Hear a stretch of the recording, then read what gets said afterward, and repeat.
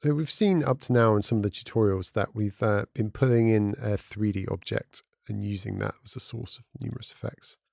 We're going to cover in more detail what 3D formats we actually support. So in Notch, we support the following 3D formats. We support Lightwave, Wavefront OBJ, Cinema 4D, and FBX. And we import those using the resources menu, import 3D object, 3D object. And that gives you a file filter. And we've been importing the spike ball, so that's a Lightwave file, so I'll pull that one in. And we also import OBJs. We've got this panel OBJ file here. And then we also support Cinema 4D. So let's go for a Cinema file. And we also support FBX. So let's grab an FBX file. And you'll notice the way those have imported. They say they have each one has a number of layers and a number of materials. So let's see what happens when we drag one into the graph. So I've got here my spike ball. And that's just got a single layer. So we've got one layer and it's got one material. Let's try dragging this OBJ in. This OBJ, it has one layer, but it has multiple materials. And they're both exposed there, cut inside and cut outside. What about the Cinema 4D file? So let's drag that in.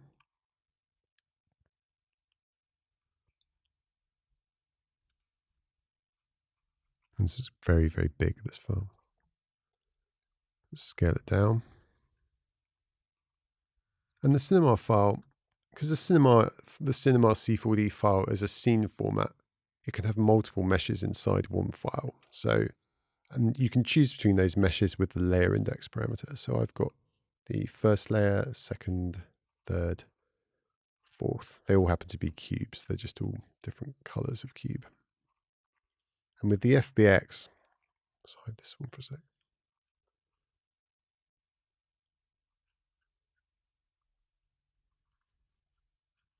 It's also huge.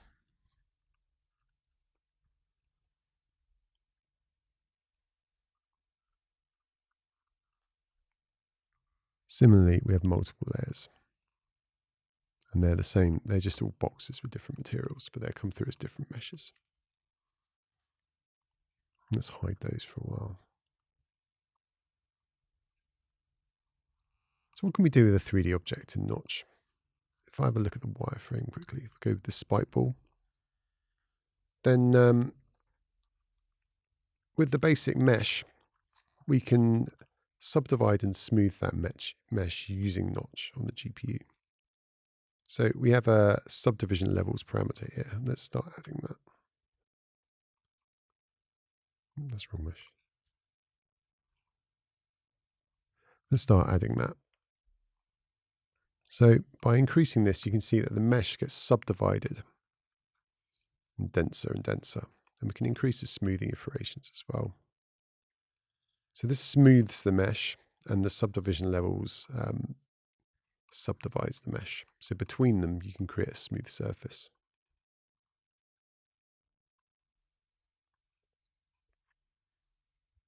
And then we can also deform the mesh, and we have a full deform pipeline in Notch. So we look under the Deformers menu, then there's a whole series of nodes there. Let's add a displacement deformer. Deformers have to be parented to the object that they affect. So in this case, I've added a displacement deformer, and I'm going to increase the displacement amount. Let's view the normals here in the shading options. There we go. So at the moment, the deformer is applied to the base level of the mesh. So if we remove the smoothing, you can see the deformer is applied at the base level before any subdivisions. But if we add a couple more subdivisions in, we can affect that and make that deformer applied at a different subdivision level by using the subdivision order parameter. So we can change it from before to after subdivision. Then we can change that so we choose which level it's applied at. So it's 1, 2, 3. So we can apply it at progressively denser levels of the mesh depending on where we want to fit it into the pipeline. And you'll see that this actually, when you interleave these with smoothing, you can see that in this case now, with the subdivision level set to 1 for the deformer, then the mesh is subdivided once, smoothed, subdivided again and smoothed, and then the displacement deformer is applied, and then the mesh is further subdivided and smoothed. And so you can control the entire deformer stack in this way. And we can layer up multiple deformers. So let's add ripple deformer, say. Increase that. So that's being applied at the base subdivision level. It's been applied. This was applied at the base level, and then the mesh is subdivided and smoothed, and then the displacement is applied. We can make the displacement, let's make the ripple apply at a later level.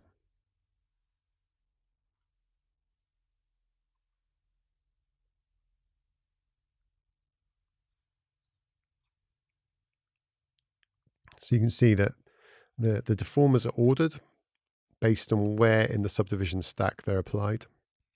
And if they're both applied at the same level, then the vertical location controls the order they're applied. So now the displacement is applied first, and this one, the ripple, is applied first. We can choose the direction of displacement. So by default, it goes in the normal direction, and we can make it go in the spherical, or we can make it go in planar, in a single planar axis.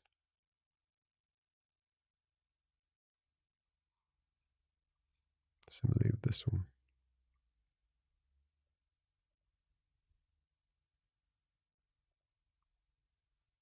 So we have a lot of control over the deformer stack.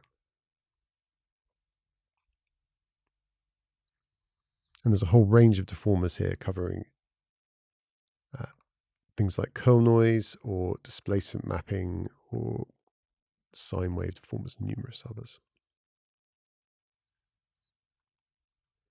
One of the most useful is the particle mesh deformer. So we link that one in. The particle mesh deformer turns every vertex into a particle. So then we can apply particle effectors to that,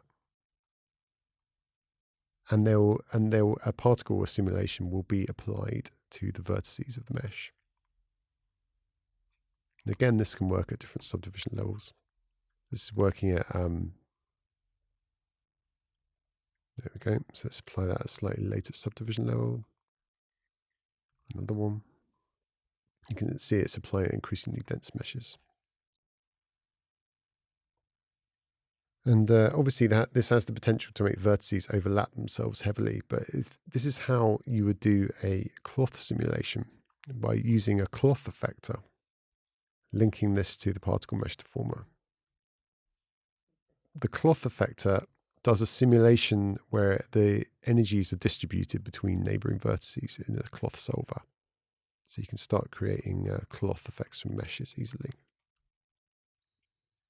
However, at the moment, the mesh is not anchored in any way, so this cloth effect is not particularly useful. But every deformer has a weight map parameter, and this enables you to use the skin weights painted on a mesh and imported from the 3D program. So skin weights in Maya or weight maps in Lightwave and so on can be used to anchor the vertices.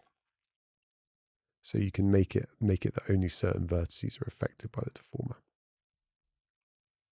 I mean, this sort of cloth-like effect. So far we've been applying deformers to the vertices of a model, but we can also apply them to chunks of a model. So a chunk is a connected set of vertices forming like one coherent piece of mesh. And this object here has been pre-broken into multiple chunks using a fracture plugin in Cinema 4D, and then exported as an OBJ. And in Notch, the object loader is capable of reconnecting the meshes into pieces of chunk based on the vertex connections. So if I add a displacement deformer in here, so if we look at that, the wireframe, you can see the deformation is per vertex. So that. But if we change the vertex source node from vertex positions to chunks, then you can see that now the chunks are kept together, but it still creates this kind of fracture-like effect. Let's make them in spherical direction.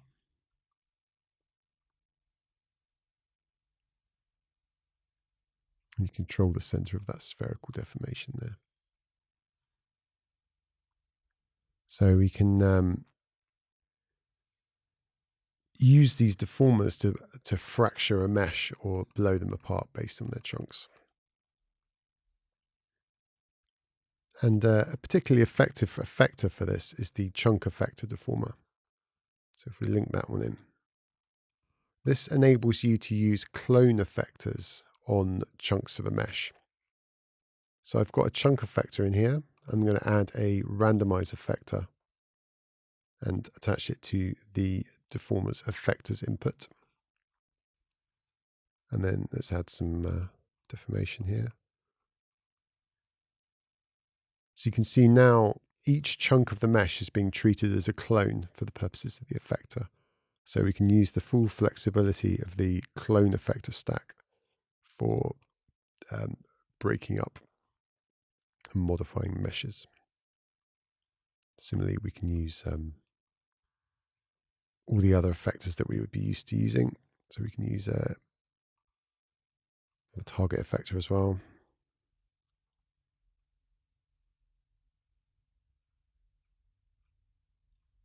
And we can layer up multiple effectors just as we would with a cloning setup. So a very flexible way of doing deformations and fracture-like effects.